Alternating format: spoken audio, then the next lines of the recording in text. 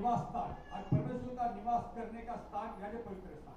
ಯಾಕಂದ್ರೆ ಮೋರೆ ಬೆಟ್ಟ ಒಂದು ದೇವರ ನಿವಾಸ ಸ್ಥಾನವಾಗಿದೆ, ಅದೇನಿದೆ ಅಂದ್ರೆ ಪವಿತ್ರ ಒಂದು ಸ್ಥಳವಾಗಿದೆ. और यही पवित्र स्थान पर बाद में दाऊद को परमेश्वर ने आज्ञा दिया कि तू मेरे मंदिर को बनवा। ಆದರೆ ಅದೇ ಒಂದು ಸ್ಥಳದಲ್ಲಿ ದೇವರು ದಾವೀದನಿಗೆ ಹೇಳಿದ್ರು, ನೀನು ಅಲ್ಲಿ ಒಂದು ನನಗೋಸ್ಕರ ದೇವಾಲಯ ಕಟ್ಟು ಅಂತ ಹೇಳಿ. लेकिन दाऊद का हाथ मैले हुए थे। ಆದರೆ ದಾವೀದನ ಕೈಗಳು ಕೊಲೆ ಮಾಡಿ ಆತನ ಹೊಲೆ ಕೈಗಳಾಗಿದ್ವು. दाऊद ने 40 लड़ाई लड़ी, ಯಾಕಂದ್ರೆ ದಾವೀದನು 40 ಯುದ್ಧಗಳನ್ನು ಮಾಡಿದನು. और यरूशलेम पे 40 साल उसने राज किया। ಯಾಕಂದ್ರೆ 40 ವರ್ಷ ಆತನು ಅಲ್ಲಿ और परमेश्वर ने 40 ರಾಜವಾಗಿ ಆಳಿದನು.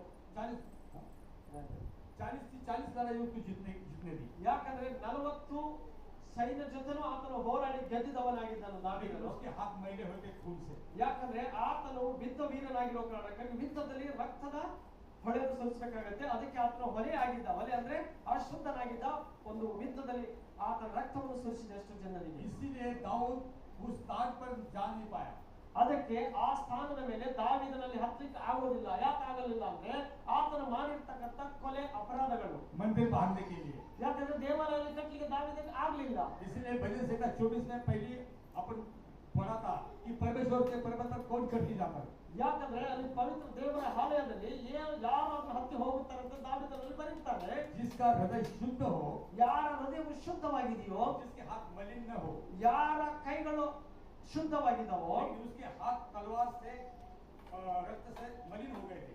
ಯಾಕಂದ್ರೆ ಆತನ ಕೈಗಳು ಶುದ್ಧವಾಗಿರ್ಲಿಲ್ಲ.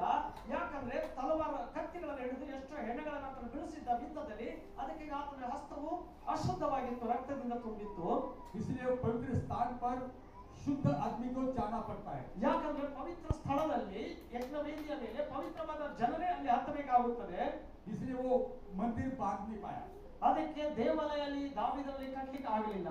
उसका पुत्र शलोमोन राजा, ಆತನ ಪುತ್ರನು ಸೊಲೊಮೋನನು,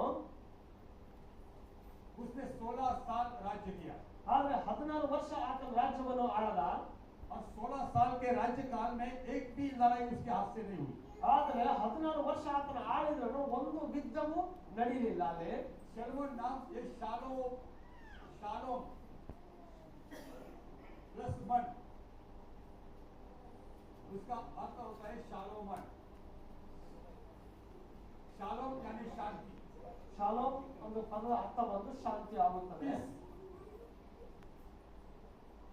शालोम यानी शांति, यानी पीस यानी शांति। और इसीलिए शालोम के राज्य काल में सारी दुनिया में क्या थी? ಶಾಲೋಮ್